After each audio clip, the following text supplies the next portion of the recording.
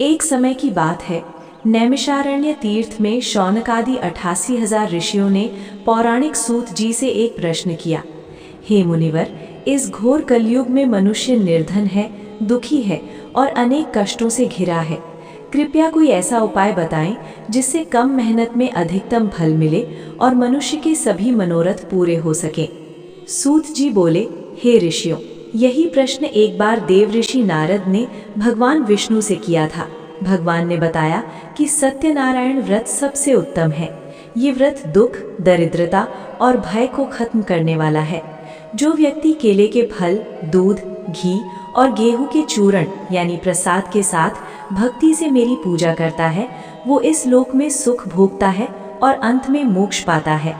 श्री सत्यनारायण भगवान की जय। द्वितीय अध्याय, दरिद्र ब्राह्मण और लकधारे की कथा। काशी नगरी में एक बहुत ही गरीब ब्राह्मण रहता था। वो भूख प्यास से व्याकुल होकर रोज धरती पर भटकता था।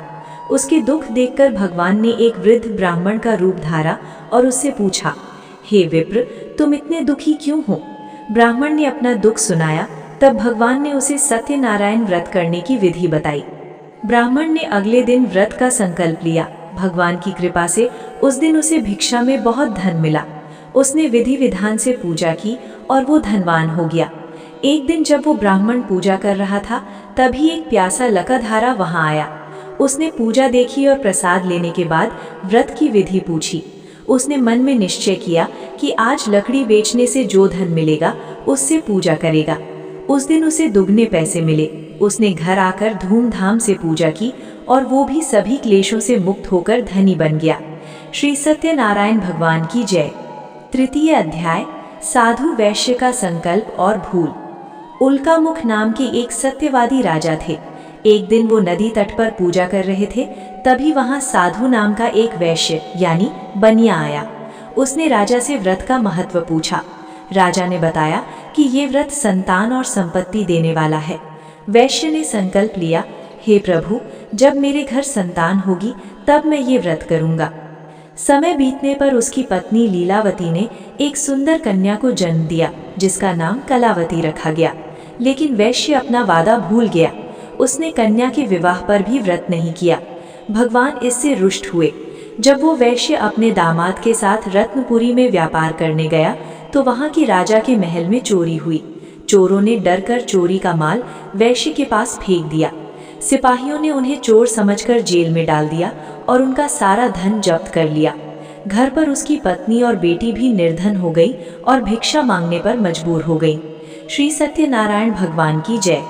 चतुर्थ अध्याय, लीला और क्षमा याचना। एक दिन कलावती ने किसी के घर सत्यनारायण पूजा देखी और प्रसाद लेकर घर आई। उसने अपनी माँ को बताया। लीलावती ने अपनी भूल स्वीकार की और तुरंत भगवान का व्रत किया। भगवान प्रसन्न हुए और उन्होंने वहां के राजा को सपने में आकर कहा, दोनों वैश्य निर्दोष हैं, उन्हें तुरंत रिहा करो वरना तेरा सर्वनाश हो जाएगा। राजा ने उन्हें छोड़ दिया और उनका दुगना धन वापस किया। जब दोनों नौका से घर लौट रहे थे तो भगवान ने एक सन्यासी के रूप में उनकी परीक्षा ली। भगवान ने पूछा, तुम्हारी नौका में क्या है? वैश्य ने अहंकार में झूठ बोला, इसमें तो सिर्फ लता पत्र यानी घास फूस है। भगवान ने कहा, तुम्हारा वचन सत्य हो। तुरंत नौका हल्की हो गई। वैश्य ने देखा कि सारा धन घास बन गया है। वो तुरंत सन्यासी के चरणों में गिर गया और रोने लगा। भगवान ने उसे उसकी भूल का एहसास कराया। वैश्य ने माफी मांगी। तब भगवान ने फिर से नौका धन से भर दी। घर लौटकर उसने अपने परिवार के साथ विधिवत पूजा की। श्री सत्यनारायण भगवान की जय। पंचम अध्याय, राजा तुंगध्वज का अहंकार। ये अध्याय भक्ति और प्रसाद के महत्व को बताता है। राजा तुंगध्वज एक बार शिकार खेलने जंगल गए। वहां उन्होंने ग्वालों को बड़े प्रेम से भगवान सत्यनारायण की पूजा करते देखा। लेकिन अपने राजा होने के घमंड में वो ना तो वहां रुके और ना ही उनका दिया हुआ प्रसाद ग्रहण किया। जब राजा महल पहुंचे तो उन्हें पता चला कि उनका राजपाट छिन गया है। सारे बेटे मर गए हैं और सब कुछ नष्ट हो गया है। राजा को समझ आ गया कि ये भगवान का अपमान करने का फल है।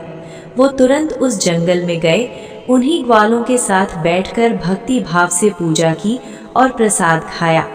भगवान की कृपा से उनका मरा हुआ परिवार जीवित हो गया और राज्य वापस मिल गया।